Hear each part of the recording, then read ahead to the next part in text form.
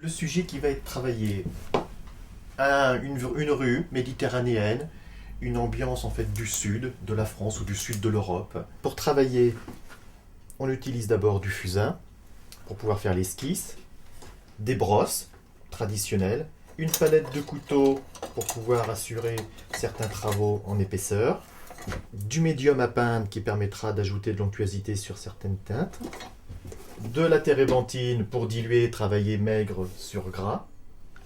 Tout ça sur du support, donc on va travailler sur du papier toilé façon imitation toile de lin. Et pour pouvoir bien travailler, la baguette que j'utilise de manière à pouvoir assurer l'appui de mon poignet quand on est en train de travailler de façon très précise. Premier travail au fusain. L'idée, c'est de pouvoir faire des lignes de construction. J'appuie bien sur certains éléments de mon tableau. Si je laisse ça comme ça, c'est clair qu'après, avec la peinture, je vais tout salir. Donc, le travail, c'est avec la brosse, c'est d'enlever ensuite tous les éléments de surplus du fusain. Donc, là, avec la lumière du jour, travail vertical sur chevalet. Donc, les premières couches de peinture que je vais utiliser vont être diluées avec de l'essence de térébenthine. Ça me permet de travailler les premières couches maigres. Je me mets les petites teintes dont je vais avoir besoin orangées. J'applique après mes teintes légèrement orangées sur la zone du ciel pour pouvoir donner l'impression d'absence de lumière en fait à cet endroit-là. Et je m'en vais vers, je tire la peinture en m'en allant vers la zone de lumière. Et au fur et à mesure où j'avance, la peinture orangée disparaît, puisque j'en ai de moins en moins sur ma brosse. Deuxième élément de l'arrière-plan de la construction qui vient juste après, c'est l'élément de mer qui est ici, juste derrière. Maintenant, l'idée, c'est quand même de travailler le sujet principal, c'est l'architecture et les façades de bâtiments. Donc, moi, je pars du principe où je commence par peindre les zones qui sont ombrées, et je vais pouvoir faire mes premiers aplats sur la première façade, qui est ici. Et cet aplat-là, cette première façade, c'est aussi pour balayer tous les traits de construction qui nous ont servi. Et ensuite, je travaille de façon plus détaillée avec certains éléments, d'où l'intérêt de la brosse qui est ici. Et puis le dernier élément d'architecture qu'il ne faut pas oublier, c'est le porche qui est au fond. Donc lui, on va le travailler avec une teinte. Donc je prends ma canne.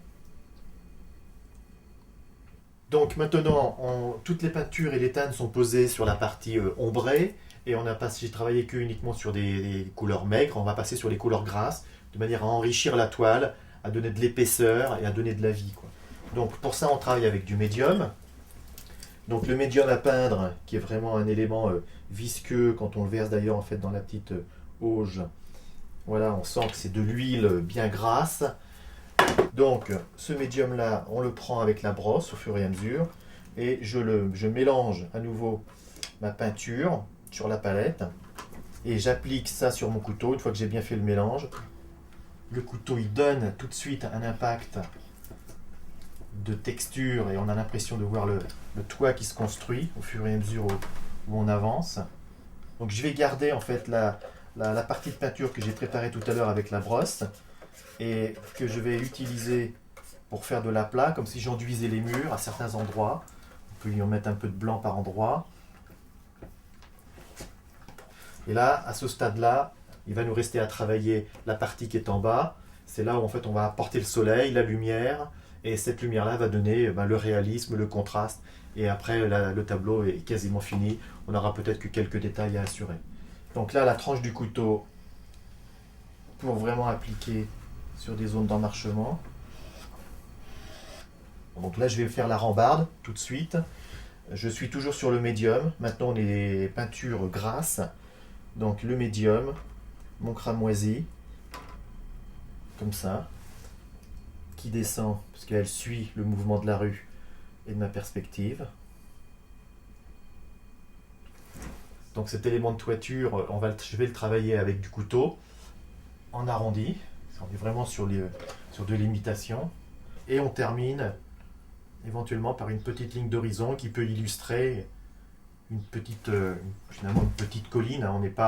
On n'est pas sur une mer, on est plutôt sur l'embouchure d'une mer.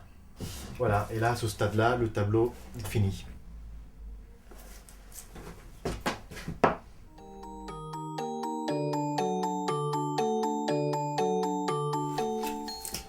Voilà pourquoi je mets des gants. C'est clair. Voilà, bonne explication sur les gants. Quand on finit par travailler, on en a plein les doigts. Et donc après, s'il faut se laver les mains avec la térébenthine, c'est pas l'idéal.